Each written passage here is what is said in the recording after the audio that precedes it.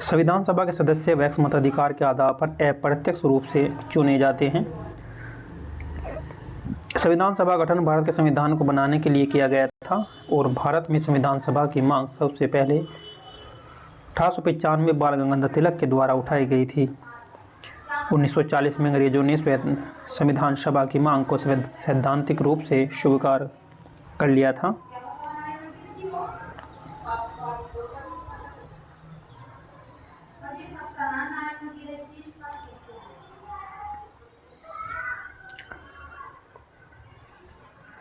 संविधान सभा ने संविधान को अंतिम रूप से किस दिन पारित किया था?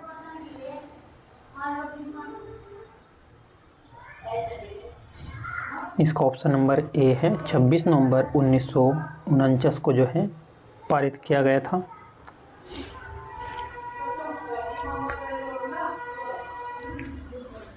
भारतीय संविधान सभा ने संविधान सभा को 26 नवंबर 1949 को अपनाया था। यह संविधान 26 जनवरी 1950 से लागू हुआ था। इससे जुड़ी कुछ खास बातें ये हैं कि फैक्ट है जो संविधान सभा की पहली बैठक जो हुई थी वह 9 दिसंबर 1940 को की गई थी। इसमें जो अस्थायी रूप से जो अध्यक्ष चुने गए थे वो सच्चिदानंद सिन्हा को चुना गया था और 11 दिसंबर को जो हुई थी उसमें राजेंद्र प्रसाद को अस्थायी अध्यक्ष चुना गया था। संविधान सभा के अंतिम सत्र में 24 जनवरी 1950 को हुई थी बैठक और संविधान सभा के ने 24 जनवरी 1950 को संविधान पर हस्ताक्षर किए थे। संविधान सभा के मसौदा समिति के अध्यक्ष अम्बेडकर जी थे और संविधान सभा ने संविधान को बनाने के लिए 11 सत्र किए और उसमें 167 दिनों तक बैठक की चर्चा चली। कहीं कहीं ये 165 भी मिलता है, 165 और कहीं पर 167 दिनों तक ये बैठक की चर्चा चली। संविधान सभा में पंडित जवाहरलाल नेहरू ने 13 दिसंबर 1940 को उद्देश्य प्रस्ताव पेश किया था और 26 नवंबर को संविधान दिवस के रूप में मनाया जाता है। संविधान दिवस के रूप में 26 नवंबर को मनाया जाता है। संविधान सभा अंतिम रूप से किस दिन आखिरी बार मिली? 5 दिसंबर 1949, 24 जनवरी 1950 और 25 जनवरी 1950 या फिर 26 नवंबर 1949।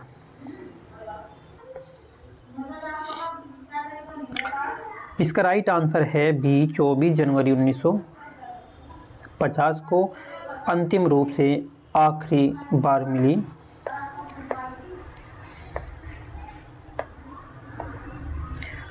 संविधान सभा के गठन की मांग सर्वप्रथम 1895 में किसके द्वारा प्रस्तुत की गई थी? जवाहरलाल नेहरू, भीमराव अंबेडकर और बाल गंगाधर तिलक या फिर महात्मा गांधी।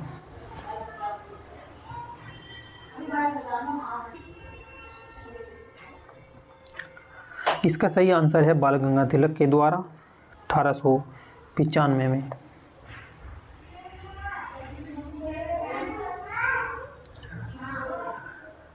भारत में संविधान सभा की मांग सबसे पहले 1895 में बाल गंगाधर तिलक ने उठाई। उन्होंने स्वराज विधेयक के जरिए संविधान सभा की मांग की थी। संविधान सभा से जुड़ी कुछ खास बातें।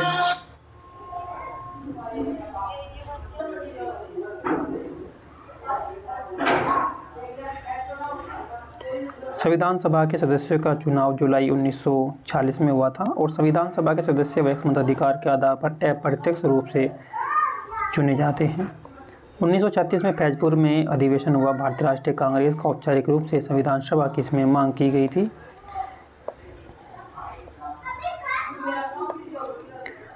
और 1928 में नेहरू रिपोर्ट और 1935 का भारत शासन अधिनियम जैसे कई दस्तावेजों में भी संविधान की जरूरत की रेखांकित किया गया था। 1925 में महात्मा गांधी की अध्यक्षता में कॉमनवेल्थ ऑफ इंडिया बिल पेश किया गया था 1925 में।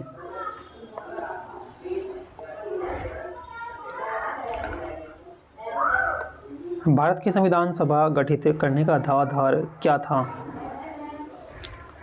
भारत के स्वतंत्रता अधिनियम 1947 या भारत डोमिनियन डोमिनियन के प्रांतीय राज्य विधानमंडल के प्रस्ताव, या भारत राष्ट्रीय कांग्रेस का प्रस्ताव, या कैबिनेट मिशन प्लान 1940।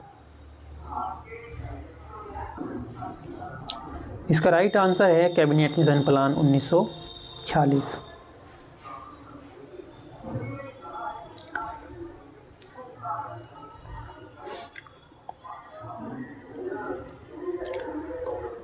भारत की संविधान सभा किसके अनुसार गठित की गई थी? भारत की संविधान सभा किसके अनुसार गठित की गई थी?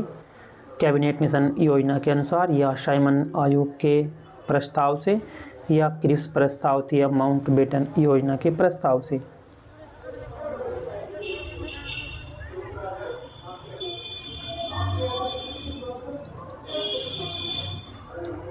इसका ऑप्शन नंबर ए है, कैबिनेट मिशन योजना के अनुसार गठित की गई थी भारतीय संविधान सभा।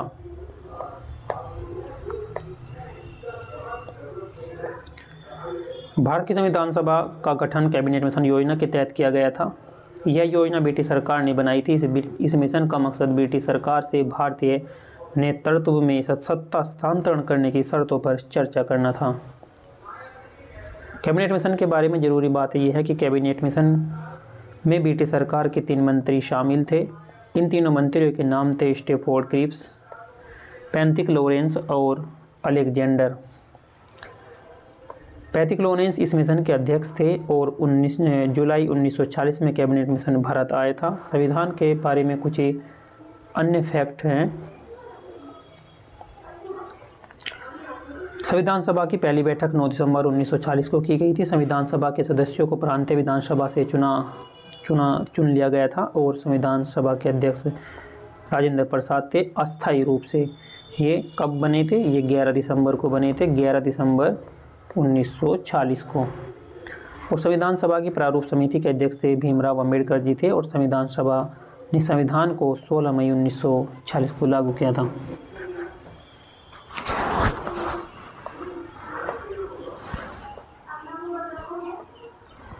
संविधान सभा का पहला सत्र कब हुआ था? 26 जनवरी 1948 को, 9 दिसंबर 1940 को पहला सत्र, और 26 नवंबर 1940 को, या 13 अगस्त 1947 को।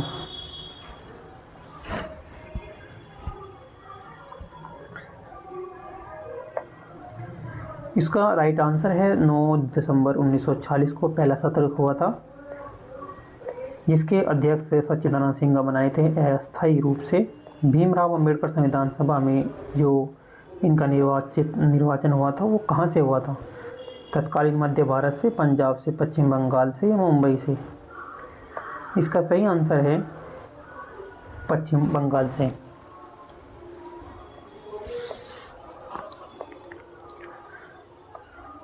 भीमराव अंबेडकर संविधान सभा के लिए चुने गए थे। वे पश्चिम बंगाल से संविधान सभा के सदस्य थे। संविधान सभा के लिए चुनाव की प्रक्रिया जो थी, संविधान सभा के लिए चुनाव 1940 में कैबिनेट मिशन योजना के तहत हुए थे। प्रांतीय विधानसभाओं में अनुपातिक प्रतिनिधित्व की एकल हस्तांतरणीय वोट प्रणाली के जरिए संविधान सभा के सदस्यों का चुनाव किया गया था। डॉक्टर भीमराव अंबेडकर से जुड़ी कुछ महत्वपूर्ण फैक्ट हैं। डॉक्टर भीमराव अंबेडकर संविधान सभा की प्रारूप समिति के अध्यक्ष थे। 25 नवंबर 1949 को भीमराव अंबेडकर ने संविधान राजेंद्र प्रसाद को संविधान सभा का आखिरी मसौदा सौंप दिया था, 25 नवंबर 1949 को। और डॉक्टर भीमराव अंबेडकर ने भारत की आज़ादी की लड़ाई में अहम भूमिका निभाई। डॉक्टर भीमराव अंबेडकर ने एनिहिलेशन ऑफ कास्ट, जाति प्रथा का विनाश, इसका मतलब है जाति प्रथा का विनाश नाम की एक किताब भी लिखी थी भीमराव अंबेडकर ने। इस किताब का नाम था एनिहिलेशन ऑफ कास्ट। संविधान सभा के सदस्य प्रतिनिधित्व द्वारा जो निर्वाचित होते थे,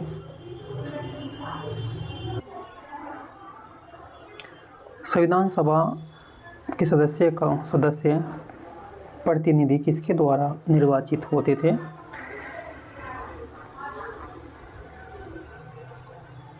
गवर्नर जनरल के द्वारा मनोनीत, कांग्रेस और मुस्लिम लीग द्वारा नामांकित, जनता द्वारा प्रत्यक्ष निर्वाचित, या जनता द्वारा अप्रत्यक्ष निर्वाचित।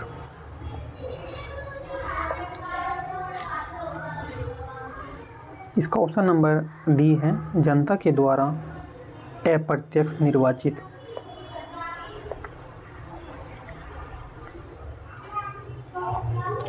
संविधान सभा के सदस्य प्रतिनिधि थे। संविधान सभा का गठन संविधान लिखने और संशोधन करने के लिए किया गया था। संविधान सभा के सदस्य प्रांतों, रियासतों और मुख्य आयुक्त प्रांतों का प्रतिनिधित्व करते थे।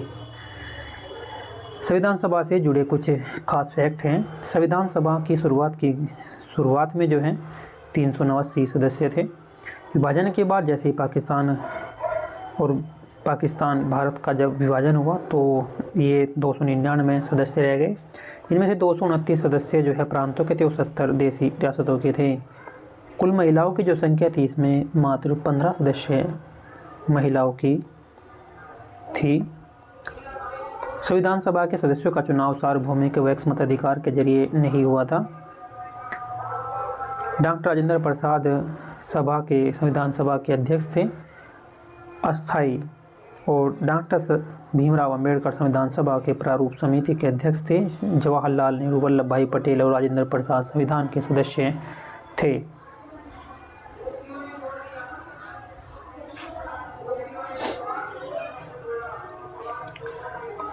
भारतीय संविधान को जो अपनाया गया था वो संविधान सभा के द्वारा, गवर्नर जनरल के द्वारा, ब्रिटिश संसद के द्वारा या भारतीय संसद के द्वारा।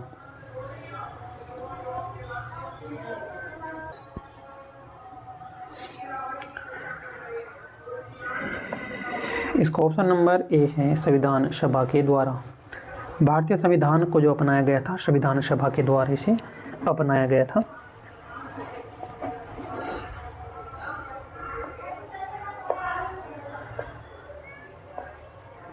भारत को एक संविधान देने का प्रस्ताव संविधान सभा द्वारा कब पारित किया गया था?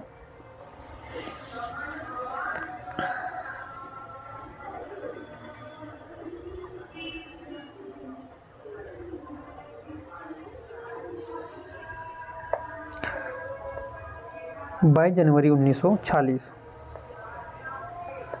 22 जनवरी ये 1947 है भाई। 22 जनवरी 1947 को 22 जनवरी 1947 को भारत को एक संविधान देने का प्रस्ताव संविधान सभा द्वारा पारित किया गया था। भारत को संविधान देने का प्रस्ताव संविधान सभा के द्वारा संविधान सभा ने 26 नवंबर 1949 को भारत का संविधान पारित किया था। यह संविधान 26 जनवरी 1950 को लागू किया गया था। 26 नवंबर को भारत का संविधान दिवस मनाया जाता है। संविधान सभा को देने से पहले पंडित जवाहरलाल नेहरू ने 13 दिसंबर 1940 को देश से प्रस्ताव पेश किया था। इस प्रस्ताव को 22 जनवरी 1947 को संविधान सभा ने स्वीकार किया था। संविधान सभा का गठन 1940 में योजना के तहत कैबिनेट मिशन योजना के तहत किया गया था और पहली बैठक 9 दिसंबर 1940 को की गई थी। अध्यक्ष थे राजेंद्र प्रसाद और प्रारूप समिति के जो अध्यक्ष थे वो थे भीमराव अंबेडकर।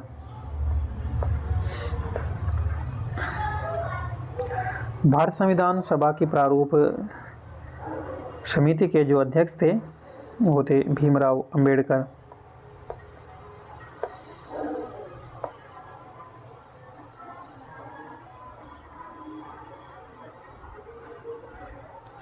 भारतीय संविधान निर्मात्री सभा जो है ये गवर्नर जनरल के द्वारा इसका गठन किया गया था। वैश्विक मताधिकार के आधार पर भारतीय नागरिकों के द्वारा किया गया था, चुनी गई थी। प्रांतों की जनता के द्वारा चुनी गई थी। यह प्रांतीय विधान सभाओं के द्वारा परोक्ष रूप से अनुपातिक प्रतिनिधित्व प्रणाली द्वारा चुनी गई थी।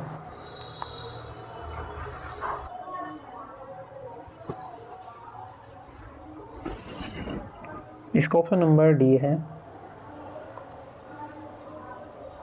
प्रांतीय विधानसभाओं द्वारा परोक्ष रूप से अनुपातिक प्रतिनिधित्व प्रणाली के द्वारा चुनी गई थी।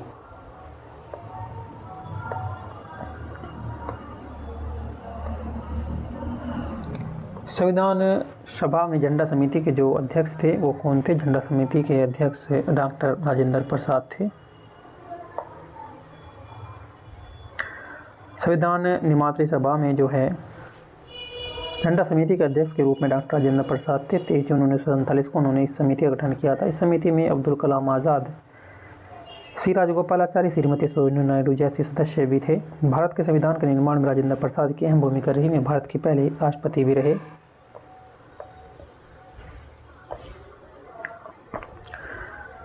संविधान सभा के कार्यों पर समिति जी उमावलंकर इसके अध्यक्ष थे। राज्य समिति के जवाहरलाल नेहरू और मौलिक अधिकार, अल्पसंख्यक और आदिवासियों और बहिष्कृत क्षेत्रों पर सलाहकार समिति वल्लभ भाई पटेल इसके अध्यक्ष रहे। और मसौदा समिति के जो अध्यक्ष रहे भीमराव अंबेडकर इसके अध्यक्ष रहे। भारत राष्ट्रीय झंडे की अभिकल्पना को भारत की संविधान सभा ने कब ग्रहण किया था?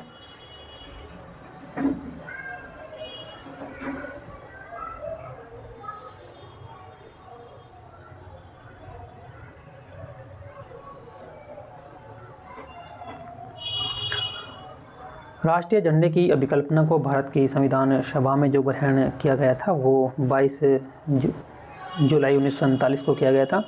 ऑप्शन नंबर इसका बी है।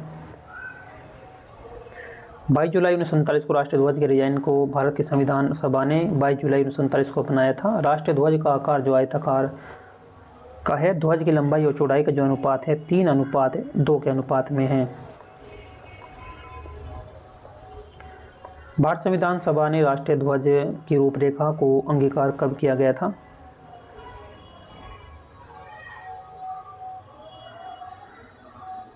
ऑप्शन नंबर सी है 22 जुलाई 1947 को।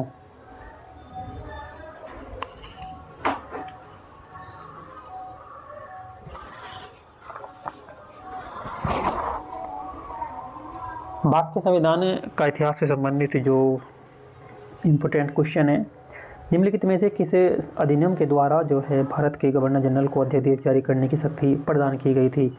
भारत परिषद अधिनियम 1861 या 1892, 1909 और या 1833।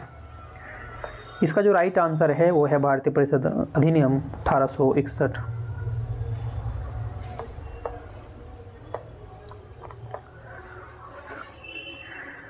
भारतीय परिषद अधिनियम 1861 के तहत गवर्नर जनरल को अध्यादेश जारी करने की अधिकार मिला था। यह अधिनियम यूनाइटेड किंगडम की संसद ने बनाया था। यूनाइटेड किंगडम की संसद ने इसे बनाया था।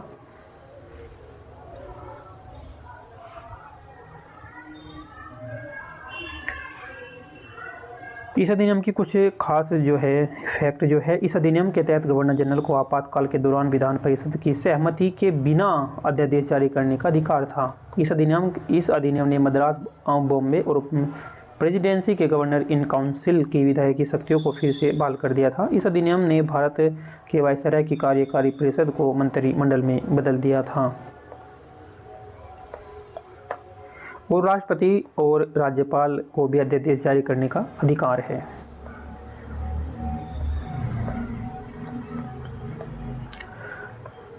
भारत के गवर्नर जनरल को किस एक्ट के द्वारा अपनी समिति के निर्णयों को अस्वीकार करने का अधिकार मिला है? अस्वीकार करने का जो अधिकार मिला है वो किस एक्ट के द्वारा ये अधिकार मिला है?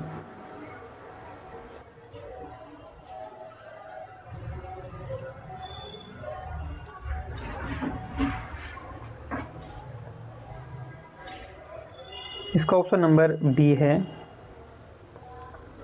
1786 का अमेंडमेंट एक्ट। भारत के गवर्नर जनरल को 1786 का अमेंडमेंट एक्ट के द्वारा यह अधिकार मिला, समिति के निर्णय को अस्वीकार करने का अधिकार मिल गया था। भारत के गवर्नर जनरल को 1786 के अमेंडमेंट एक्ट के जरिए अपनी सहमति के फैसले को खारिज करने का अधिकार मिला था।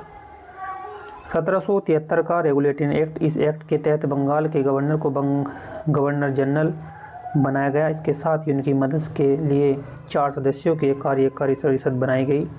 1813 का चार्टर एक्ट, इस एक्ट के तहत बंगाल के गवर्नर जनरल को भारत का गवर्नर जनरल बनाया गया। चार्टर एक्ट 1833, इस एक्ट ने गवर्नर जनरल की कार्यकारी विधायी जिम्मेदारी का अंतर किया। और भारतीय परिषद अधिनियम 1909 में इस एक्ट के तहत गवर्नर जनरल को अपनी कार्यकारी परिषद में एक भारतीय सदस्य को शामिल करने का अधिकार मिल गया। मिंटो मार्ले सुधार का उद्देश्य क्या था? मिंटो मार्ले सुधार का उद्देश्य क्या था? युद्ध में सहयोग हेतु तैयार करना, पूर्ण स्वतंत्रता देना, पृथक निर्वाचन प्रणाली या भारतीयों की भागीदारी बढ़ाना।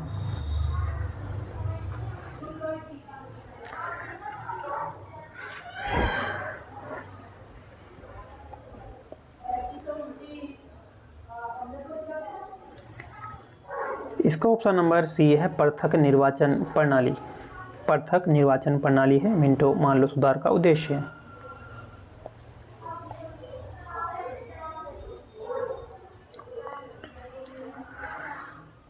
मार्ले मिंटो सुधार का मकसद था कि विधान परिषद में भारतीयों का प्रतिनिधित्व बढ़ाया जाए। इसके साथ ही भारतीयों को शासन में हिस्सा लेने का मौका मिलेगा।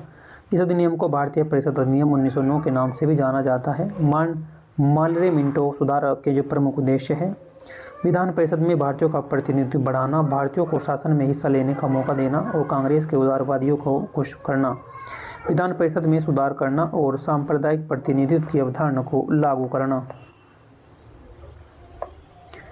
मार्ले मिंटो सुधार के कुछ प्रमुख जो पहलू हैं, इस अधिनियम के तहत मुस्लिमों के लिए एक अलग निर्वाचन क्षेत्र बनाया गया था। इस अधिनियम के तहत वायसराय की कार्यकारी परिषद की पहली बार कोई भारतीय शामिल हुआ। इस अधिनियम के तहत केंद्र और प्रांतों दोनों स्तरों पर विधान परिषदों की शक्तियों का विस्तार किया गया। और इस अधिनियम के तहत जमींदारों, विश्वविद्यालयों, वाणिज्य मंडलों और प्रेसिडेंसी निगमों के लिए अलग प्रतिनिधित्व दिया गया।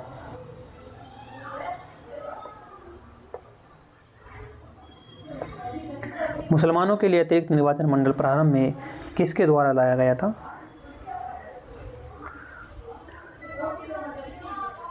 इसका ऑप्शन नंबर डी है मार्ले मिंटो सुधार 1919 के द्वारा।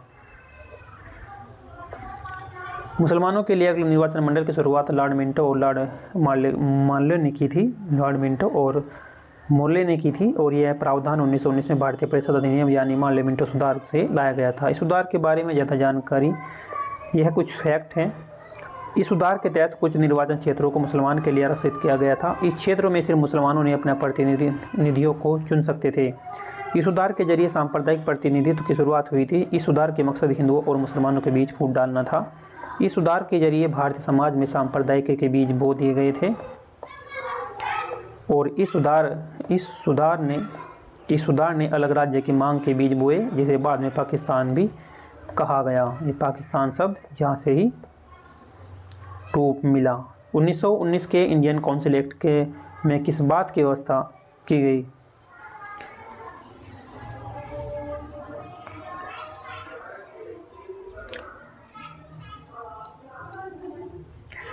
(1919) के इंडियन काउंसिल एक्ट में किस बात की व्यवस्था की गई थी? सांप्रदायिक प्रतिनिधित्व, संघीय व्यवस्था, प्रांतीय व्यवस्था या द्वैत शासन प्रणाली।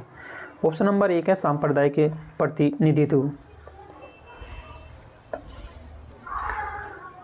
1909 में भारतीय परिषद अधिनियम या मार्ले मिंटो सुधार इन बातों पर प्रावधान किया था: केंद्र और प्रांतीय विधान परिषद का विस्तार, मुसलमानों के लिए अलग निर्वाचन क्षेत्र की अवधारणा करना, वायसराय गवर्नर की कार्यकारी परिषदों में भारत को शामिल करना, विधान की परिषदों का कार्य में वृद्धि और संसद के अनुपूरक प्रश्न पूछने, बजट पर प्रस्ताव पेश करने का अधिकार मिल गया।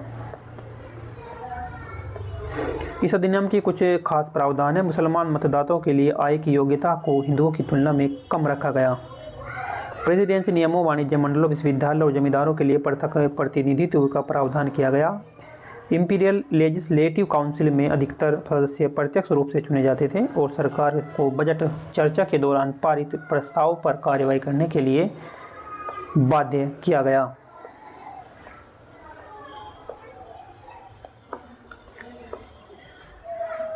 इससे आगे से नेक्स्ट वीडियो में, जब तक के लिए जय हिंद जय भारत।